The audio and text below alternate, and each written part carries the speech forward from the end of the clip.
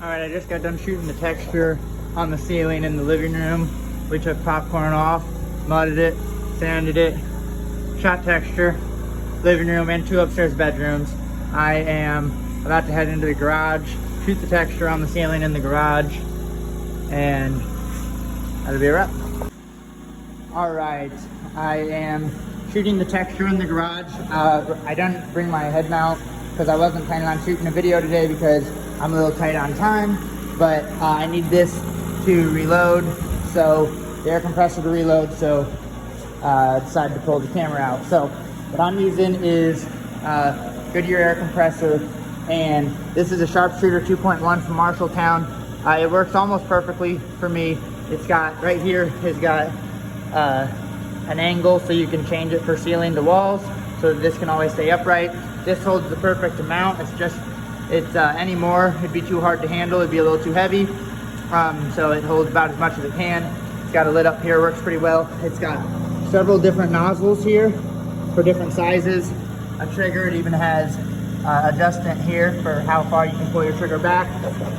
Right here has got a shut off for the hook, for the air. So whenever you're done spraying for the second, you need to close that off so it can build up some more pressure. You're gonna need a decent air compressor. If your pressure gets below 60 PSI, then it starts drastically changing the look of the texture. When you can start seeing that shooting out that way, then it's time to shut the air off and let it rebuild a little bit. And one last pro tip is when you have some of the heavier marks like there, what you can do at the end after it's dry is take a wall buffer, sander of some sort that you can get, like I have a circular wall buffer, and I will run it over it a little bit, and it'll knock those big marks down. And then I covered the walls. You can sand this off. It's just drywall mud mixed with water, but it's easier, I think, if you just cover the walls and then you don't get the texture on the walls. So that's pretty much that. I think this is probably built up again.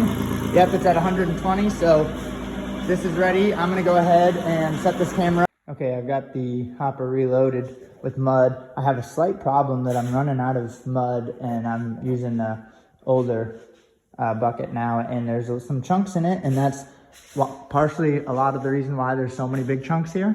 But we're gonna roll with it and push through it because it's gonna be all right, because I'll knock them down with the wall buffer whenever I'm after it dries, kind of sand it down a little bit, kind of knock it down. So it'll be all right. And instead of running to the store, I'm just gonna push through and get her done. It'll look good. I'm gonna set this up here